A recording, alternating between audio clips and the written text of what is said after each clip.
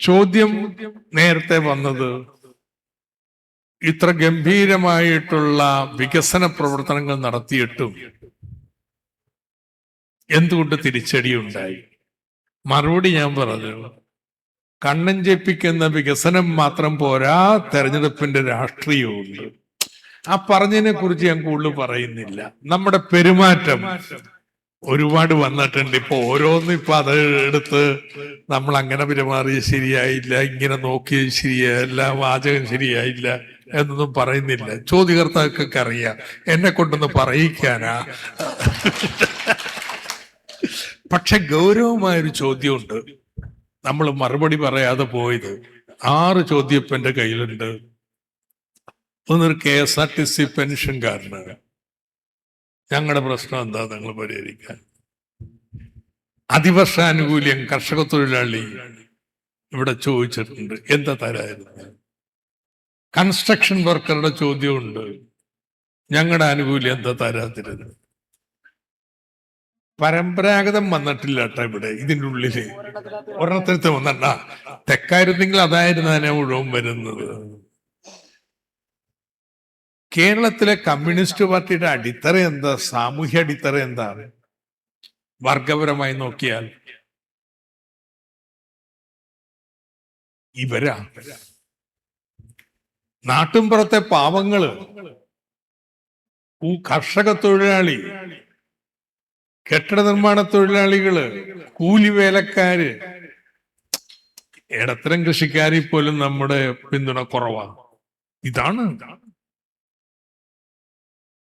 ഇവരൊരു കാലത്ത് കേരള സമൂഹത്തിന്റെ 60% വരും. കർഷക തൊഴിലാളി മാത്രം വരും 25%. എന്നാൽ മാറിക്കൊണ്ടിരിക്കുകയാണ്. ഇവരുടെ സ്ഥാനം കുറഞ്ഞുകൊണ്ടിരിക്കുന്നു. വളരുന്ന ഏക വിഭാഗം എന്ന് പറയാൻ പറ്റുന്നത് നമ്മുടെ പരമ്പരാഗത പിന്തുണയിൽ കെട്ടിട നിർമ്മാണം മാത്രമാണ്. അവര് പോലുമാണ് വിമർശനം. എന്തുകൊണ്ട് ഈ വീഴ്ച? എന്തുകൊണ്ട് ഈ പരാതി? ഇതിന് മറുപടി പറഞ്ഞു പോണം. അവരോടും പറയണം എന്തുകൊണ്ട് ഈ പോരായ്മ വന്നു എന്നുള്ളത്. നമ്മള് വലിയൊരു പരീക്ഷണത്തിലായിരുന്നു. എന്താ പരീക്ഷണം? നമ്മൾ ഇതുവരെ നല്ല കൂലി മേടിച്ചു കൊടുക്കുക, ഭൂമി മേടിച്ചു കൊടുക്കുക, നല്ല വിദ്യാഭ്യാസവും കാര്യങ്ങളൊക്കെ ചെയ്തു കൊടുക്കുക, നമ്മളെ പിന്തുണക്കുന്ന ഈ പാവങ്ങളുടെ ഈ ആനുകൂല്യങ്ങളെല്ലാം കൊടുക്കുക.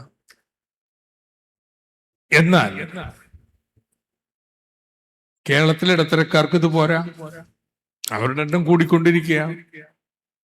2 ഇടത്തരക്കാര് മാത്രമല്ല, ഈ പാവങ്ങളുടെ വീട്ടിലെ പുതിയ തലമുറക്കും അച്ഛന്റെ അമ്മയുടെ പണി ചെയ്യാനാണ് അവര് മോഹിക്കുന്നത്.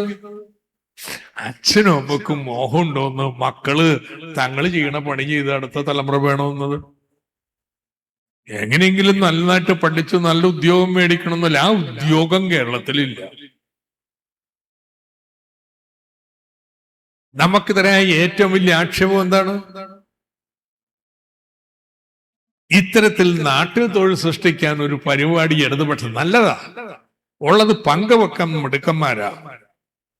ഉള്ള അപ്പമൊക്കെ പങ്കുവെച്ച് നന്നായി. പക്ഷെ അപ്പം തീർന്നുപോയി. ഇനി അപ്പം ചൂടാൻ അറിഞ്ഞൂടാ. ഇങ്ങനെ നമ്മളെ കളിയാക്കണത്. നമുക്ക് അപ്പം ചൂടാൻ അറിഞ്ഞുകൂടാ, അപ്പം വീതം വെക്കാൻ അറിഞ്ഞുകൂടും. നമുക്ക് അപ്പം ചൂടാൻ അറിയാം. നമുക്കൊരു പരിപാടി ഉണ്ട്. ഇന്ത്യയില് ദേശീയ ശരാശരിയുടെ 3 മടങ്ങ് തൊഴിലില്ലായ്മയുള്ള സംസ്ഥാനമായിട്ട് കേരളം നിൽക്കാൻ ഒരു വ്യവസ്ഥയും നിർബന്ധിക്കുന്നില്ല.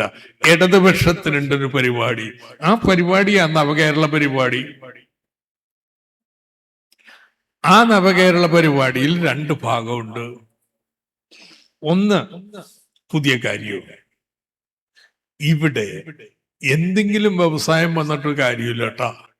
നല്ല ശമ്പളം തരുന്ന ഈ അഭ്യസ്ത വിദ്യർക്ക് പോയി ജോലി ചെയ്യാൻ താല്പര്യമുള്ള നല്ല തൊഴിലുകൾ ഉണ്ടാവണം. IT, ടൂറിസം, ബയോടെക്നോളജി, ഇങ്ങനെയുള്ള വ്യവസായം അത് കിട്ടണം. അല്ലെങ്കിൽ നമ്മൾ കൊണ്ടുവന്നൊരു തുണി നിർമ്മാണശാലയെ കൊണ്ട് വെച്ചാൽ പണിയെടുക്കാൻ വേണ്ടി വടക്കേന്ത്യയിൽ നിന്ന് ആളെ കൊണ്ടുവരണം, കിറ്റക്സിലെ പോലെ നമ്മൾ പോവില്ല. അപ്പൊ നമുക്ക് പറ്റിയ തൊഴിൽ വേണം, അതിന് നിക്ഷേപം കൊണ്ടുവരണം. ആ നിക്ഷേപത്തെ ആകർഷിക്കാനോ നമ്മുടെ പശ്ചാത്തല സൗകര്യങ്ങളൊക്കെ മെച്ചപ്പെടണം, വ്യവസായ പാർക്കുകൾ വേണം. ബാക്കി ഇന്ത്യ സംസ്ഥാനങ്ങളിലൊക്കെ ഒരു വ്യവസായം സ്ഥാപിക്കാൻ പോയാൽ 100 ഏക്കർ വേണോ, 100 ഏക്കർ. ഇവിടെ ഒരു 5 ഏക്കർ ഉണ്ടാക്കി കൊടുക്കാനായിട്ട് ബുദ്ധിമുട്ടില്ലേ? അപ്പൊ എന്താ നമുക്കൊരു അഡ്വാൻറ്റേജ്? ഇന്ത്യയിലെ ഏറ്റവും നല്ല പശ്ചാത്തല സൗകര്യങ്ങൾ ഇവിടെയാണ്, കേരളത്തിലാണ് വന്നോളൂ. അത് ചെയ്യണം, അതാണ് ഒരു കടമ. ഇവിടെ ജോലി ചെയ്യാൻ പ്രാപ്തമായ രീതിയിൽ ഉന്നത വിദ്യാഭ്യാസം മാറ്റാം, പശ്ചാത്തല സൗകര്യം ഉണ്ടാക്കുക, ഈ വ്യവസായങ്ങൾ ഉണ്ടാക്കുക. നല്ല രീതിയിൽ പി രാജീവ് അത് ഇടപെട്ട് കാര്യങ്ങൾ നീക്കിയിട്ടുണ്ട്. ഇത് മാത്രം പോരല്ലോ, നമ്മുടെ അടിത്തറ എന്താ? നേരത്തെ പറഞ്ഞ പാവങ്ങള്. അതുകൊണ്ട് നമ്മുടെ ഈ നവകേരളത്തിന്റെ 2ാം ഭാഗം എന്താണെന്ന് ചോദിച്ചാൽ, ഈ പാവങ്ങൾക്ക് അവരുടെ ക്ഷേമത്തിന് ഒരു കുറവും വരാം. പരമ്പരാഗത വ്യവസായ തൊഴിലാളി ഇന്ത്യ രാജ്യത്ത് എവിടെയെങ്കിലും ഉണ്ടെന്ന് കൂലിയുടെ 1/3 സർക്കാരല്ലേ കൊടുക്കുന്ന? കയർ തൊഴിലാളിയുടെയും കൈത്തറി തൊഴിലാളിയുടെയും പനമ്പ് തൊഴിലാളിയുടെയും ഖാദി തൊഴിലാളിയുടെ ഇവിടെ എല്ലാം ഇൻകം സപ്പോർട്ട് സ്കീം 1/3 കൂലി. കാരണം അവിടത്തെ വരുമാനം മിനിമം കൂലിക്ക് തികയില്ല. അതുകൊണ്ട് സർക്കാർ കൊടുക്കണോ? കേട്ടുകേൾവിയുള്ള കാര്യം നമ്മളല്ലേ കൊണ്ടുവന്നത്. 2000 രൂപ വരെ നമ്മൾ പെൻഷനാക്കുന്നു. ഇവരുടെ കുഞ്ഞുങ്ങൾക്ക് പഠിക്കാൻ സ്കൂളുകൾ 1ാം തരം ആക്കുന്നു, പോകേണ്ട ആശുപത്രി മെച്ചപ്പെടുത്തുന്നു. ഇതാണ് നവകേരള പരിപാടി 2ാം ഭാഗം. ഇത് നമ്മുടെ ഈ സാമൂഹ്യ അടിത്തറക്ക് പൂർണ്ണമായി സംരക്ഷിച്ചുകൊണ്ട്, അവരെ തള്ളിക്കളഞ്ഞുകൊണ്ടല്ല, അവരെ സംരക്ഷിച്ചുകൊണ്ട് ഈ പുതിയ കേരളം കിട്ടണം. ഇത് 1ാം സർക്കാരിന്റെ കാലത്ത് ഭംഗിയായിട്ട് നടന്നേ. ആർക്കെങ്കിലും എന്തെങ്കിലും പരാതി ഉണ്ടായിട്ടുണ്ട്? ഇതിനിടയ്ക്ക് ഒരു കോവിഡ് വന്ന്, വെള്ളപ്പൊക്കം വന്ന്, എന്തെങ്കിലും പ്രശ്നമുണ്ട്? ഭക്ഷണമില്ലേ? ഭക്ഷണം ഫ്രീ. കിടത്തി ചികിത്സ വേണോ? നാട്ടിലുള്ള എല്ലാ ഹോളും എടുത്ത് ആശുപത്രിയാക്കി. സോ ഇതൊരു ഭയങ്കര ബാലൻസിങ് ആക്ടാണ്. നാട്ടിലെ പാവങ്ങള്, നമ്മളെ പിന്തുണക്കുന്നവര്, അവർക്ക് പരിപൂർണ സംരക്ഷണം. അതോടൊപ്പം അടുത്ത തലമുറക്ക്, ഈ പാവങ്ങളുടെ അടുത്ത തലമുറക്ക് വേണ്ടുന്ന കേരളവും നമ്മൾ ഉണ്ടാക്കണം. ഇത് ചെയ്യാൻ കാശ് വേണ്ടേ? അപ്പൊ എന്താ ചെയ്തേ? ബഡ്ജറ്റിൽ കിട്ടുന്ന വരുമാനം എല്ലാം മുൻഗണന പാവങ്ങൾക്ക്. കടം മേടിച്ച്, ബഡ്ജറ്റ് വഴി കടം മേടിച്ചാലും അതിന്റെ നല്ല പങ്ക് ഇവിടെ കൊടുക്കും, പരാതിയില്ല. പിന്നെ എങ്ങനെയാ പുറത്തുള്ള റോഡും പാലവും കെട്ടിടമൊക്കെ പണിയാ? അതിന് നമ്മൾ കിഫ്ബി ഉണ്ടാക്കി. അപ്പൊ ഒരു ചങ്ങാതിയുടെ നീണ്ട ചോദ്യമുണ്ട്, കണക്കെല്ലാം വെച്ചിട്ട് ഞാൻ വായിക്കുന്നില്ല. ഇങ്ങനെ കടം കൊടുക്കാൻ പോയ കിഫ്ബിയുടെ കടം ഇങ്ങനെ തിരിച്ചടക്ക ഇത്രയും വലിയ പലിശക്ക്? സർക്കാർ ഇതിനേക്കാൾ താഴ്ന്ന പലിശക്കല്ലേ വാങ്ങുന്നത്? സർക്കാരാ വാങ്ങണം കേട്ടാ. നിങ്ങൾ പോയിട്ടൊന്ന് ബാങ്കിൽ ചോദിക്ക്, എനിക്ക് 1 ലക്ഷം രൂപ വേണമെന്ന്. 10, 11, 12% കിട്ടത്തുള്ളൂ. സർക്കാർ റിസർവ് ബാങ്കിന്റെ അംഗീകാരത്തോടു കൂടി എല്ലാ ബാങ്കുകളും സർക്കാരിന് വായ്പ കൊടുത്തോണമെന്ന് നിയമമുണ്ട്. സ്റ്റാറ്റ്യൂട്ടറി ലിക്വിഡിറ്റി റേഷ്യോ എന്ന് പറയും, അതിൽ കൊടുക്കുന്നതാ.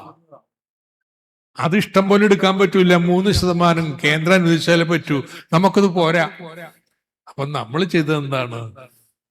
ഒരു പൊതുമേഖലാ സ്ഥാപനം, പഞ്ചായത്തിന് പണം കിട്ടുന്ന പോലെ സർക്കാർ എല്ലാ വർഷവും ഒരു ഗ്രാന്റ് കൊടുക്കും. പഞ്ചായത്ത് വീട് പണിയാൻ EMS പാർപ്പിട പദ്ധതിക്ക് എങ്ങനെയാണ് പണം ഉണ്ടാക്കിയത്? സാധാരണ ബാങ്കിൽ പോയി പറഞ്ഞു, സർക്കാർ ഞങ്ങൾക്ക് മാസം അല്ല എല്ലാ വർഷവും ഇത്ര കോടി വെച്ച് തരും, അത് കിട്ടുമ്പോ തരാം, ഇപ്പൊ ഞങ്ങക്ക് വീട് പണിയാൻ എന്താ?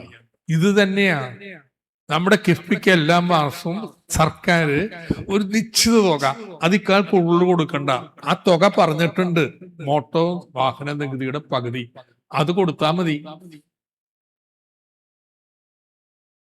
ഇവര് പോയതേ അടുത്ത 25 വർഷത്തിനുള്ളിൽ ഞങ്ങൾക്ക് സർക്കാരിൽ നിന്ന് 1,00,000 കോടി കിട്ടും, 50,000 കിട്ടും, അതുകൊണ്ട് കൈനീട്ടിയ കിട്ടും, മേടിച്ചല്ലോ.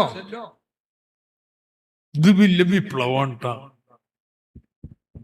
അങ്ങനെയാണ് കേട്ടാ നമ്മൾ 2ാം തവണ വന്നത്. ഇതിങ്ങനെ നടന്നാലുണ്ടല്ല 3ാം തവണയും വരും, 4ാം തവണയും വരും, മാറ്റാൻ പറ്റില്ല. ഇത് പൊളിക്കണം.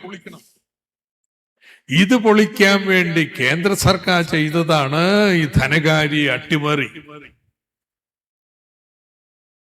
കിഫ്ബി എടുക്കുന്ന വായ്പ സർക്കാർ എടുക്കുന്ന വായ്പയെ കണക്കി നമ്മുടെ വായ്പ വെട്ടിക്കുറച്ചു. മറ്റെല്ലാ സംസ്ഥാനങ്ങൾക്കും അവരുടെ വരുമാനത്തിന്റെ 50% കേന്ദ്രം നൽകുമ്പോ കേരളത്തിന് കഴിഞ്ഞ വർഷം 27% മാത്രം. ഇതോടെ ഈ ബാലൻസ് തെറ്റിപ്പോയി.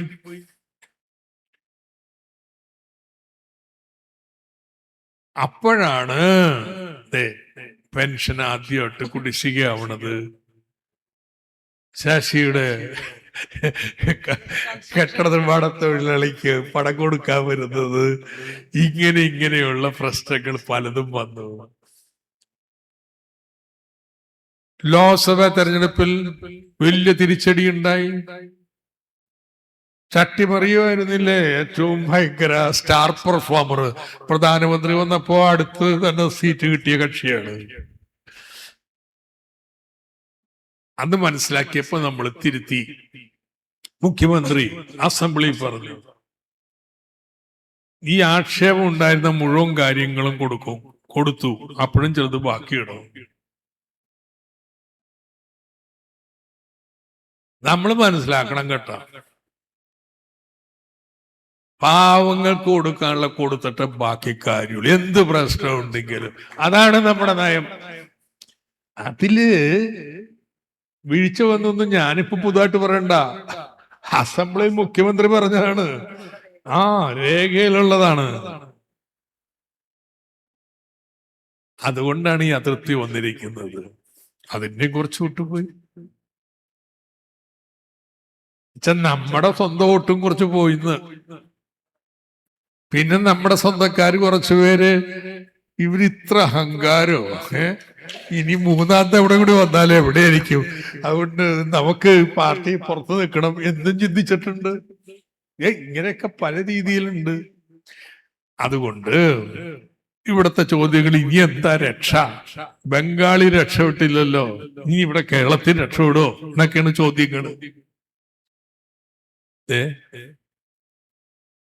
ബംഗാളിൽ 1 സീറ്റ് കിട്ടിയുള്ളൂ കേട്ടോ. ഇപ്പൊ കേന്ദ്ര കമ്മിറ്റി കൂടിക്കൊണ്ടിരിക്കുക. അപ്പോഴാണ് TMC അങ്ങോട്ട് പൊട്ടണത്. അവന്റെ ഗുണ്ടകളൊക്കെ BJP ചേർന്നു. പിന്നെ MLA-മാരും MP-മാരും എല്ലാം BJP-യിലേക്ക്. ഫാൾട്ട അവിടെ തെരഞ്ഞെടുപ്പ് നടക്കുകയാണ്. എന്റെ അടുത്തിരിക്കണ സുജം പറഞ്ഞു, ഉറപ്പിച്ചോളൂ 4-1 വോട്ട് നമുക്കുണ്ടാവും. പ്രത്യേകിച്ച് ഒരു തെരഞ്ഞെടുപ്പ് പ്രചരണം നടത്തിയിട്ടില്ല. നമ്മളൊക്കെ ഇവിടെ കേന്ദ്ര കമ്മിറ്റി കൂടിക്കൊണ്ടിരിക്കണു. കഴിഞ്ഞ തെരഞ്ഞെടുപ്പിൽ 5% വോട്ട് കിട്ടിയ സ്ഥലത്ത് 21% വോട്ട്. മാറേണ്, ബംഗാള് മാറേണെന്ന് നമ്മൾ നമ്മുടെ ആഫീസെല്ലാം തിരിച്ചു പിടിക്കുകയാണ്. ആഫീസ് മാത്രമല്ല, യോഗം നടത്താൻ സ്ഥലത്തെല്ലാം നമ്മൾ യോഗം നടത്തുകയാണ്. യോഗം മാത്രമല്ല സഹാക്കളെ, അവിടെ കഴിഞ്ഞ ദിവസം പാതിരയ്ക്ക് BJP സർക്കാർ ഒരു മുസ്ലിം പ്രദേശം മുഴുവൻ ഇടിച്ചേർത്താൻ ബുൾഡോസർ വിടുന്നു. രാത്രി 12 മണി കഴിഞ്ഞിട്ട്, പകലല്ല രാത്രി 12 മണി കഴിഞ്ഞിട്ട് എല്ലാരും ഉറക്കം തുടങ്ങിയ ശേഷം ആരാ എതിർത്ത് തോൽപ്പിക്കാൻ പോയത്? പാർട്ടി കേന്ദ്ര കമ്മിറ്റി മെമ്പർ സുജൻ ചക്രവർത്തി. തലക്ക് പോലീസിന്റെ അടി കൊണ്ടിട്ട് മാറിയില്ലെന്ന് പോലീസിനെ പുറത്തു വിട്ട് പിന്തിരിപ്പിച്ചു. ഈ ഫൈറ്റ് നടക്കാൻ പോണ ഒരു സംശയം വേണ്ട. ബംഗാളിൽ BJP എതിർക്കാൻ CPM ഉള്ളൂ. എന്ന് തിരിച്ചറിയും. മതനിരപേക്ഷ ശക്തികള്, ന്യൂനപക്ഷങ്ങള് പണ്ടത്തെ പോലെ വരും. ബംഗാൾ 2029 നോക്കിക്കോ എന്താ വിധി എന്നുള്ളത്. നമ്മളിപ്പൊ തുടങ്ങും കേട്ടോ. ഇപ്പൊ നമ്മള് തെറ്റുകള് കാര്യങ്ങളൊക്കെ ചൂണ്ടിക്കാണിച്ചതൊക്കെ പറഞ്ഞുകൊണ്ടിരിക്കണു, തീർന്നില്ല. കേന്ദ്ര കമ്മിറ്റി കൂടി കഴിഞ്ഞിട്ടുണ്ടെങ്കിൽ അവരുടെ നിർദ്ദേശവും കൂടി എടുത്തിട്ട് എന്താണ് ചെയ്യേണ്ടത്? 2029 കേരളം തിരിച്ചു പിടിച്ചിരിക്കും. അതിന് എന്ത് വേണം? ഇവിടെ ചർച്ച ചെയ്ത പ്രശ്നങ്ങളില്ലേ, ആ പ്രശ്നങ്ങളിൽ ഓരോന്നിലും എന്ത് നിലപാട്? സംസ്ഥാനത്ത് മാത്രമല്ല, കേരളത്തിലെ ഓരോ മണ്ഡലത്തിലും കേരളം തിരിച്ചു പിടിച്ചിട്ടേ നമ്മൾ ഇനി റെസ്റ്റ് ചെയ്യുള്ളൂ. ഈ നവോത്ഥാനത്തിന്റെ പാതയിൽ ഈ സംസ്ഥാനത്തെ കൊണ്ടുപോകും. അപ്പൊ അതിനെക്കുറിച്ച് ഒരു വേവലാതിയും വേണ്ട. ഏതൊരു ഷോക്ക് ട്രീറ്റ്മെന്റ് നല്ലത് തന്നെ എന്ന്. 3ാം തവണ കൂടി വന്നിരുന്നതിൽ എന്തൊക്കെ ആയിത്തീരുന്നു. ഇപ്പൊ ഏതായാലും ഉറപ്പ്. നമ്മളിങ്ങനെ ഇരുന്ന് ചിന്തിച്ച് ഇത്രയും ചർച്ച ചെയ്ത് വെറുതെ മോളിരുന്ന് ഞങ്ങൾ ചർച്ച ചെയ്തല്ല ചെയ്തത്. കേരളത്തിലെ എല്ലാ ജില്ലാ കമ്മിറ്റികളും ഏരിയ കമ്മിറ്റികളും LCയും ബ്രാഞ്ചുകളും ചർച്ച ചെയ്ത് അതിന്റെ കുറിപ്പുകളും ഒക്കെ വാങ്ങി. എന്താ കുഴപ്പം ഒത്തിരി ഉണ്ടെന്ന് താഴ്ത്തുന്നത് പറഞ്ഞിരിക്കണേ. അതൊക്കെ തിരുത്തും, ഉൾക്കൊള്ളും. മോളി മാത്രമല്ല കേട്ടാ, താഴത്തോട്ടും. ഈ പറഞ്ഞതൊക്കെ താഴത്തോട്ടും ബാധകമാണ്. അപ്പൊ നമ്മളെല്ലാവരും കൂടി ഇത് മനസ്സിലാക്കി ഈ തിരുത്തലിലൂടെ ഇന്നിവിടെ ചർച്ച ചെയ്ത വിഷയമില്ലേ, പുതിയ കേരളം നവോത്ഥാനത്തിന്റെ പാതയില്, അതെങ്ങനെ അതിന് വഴി കണ്ടുപിടിക്കും?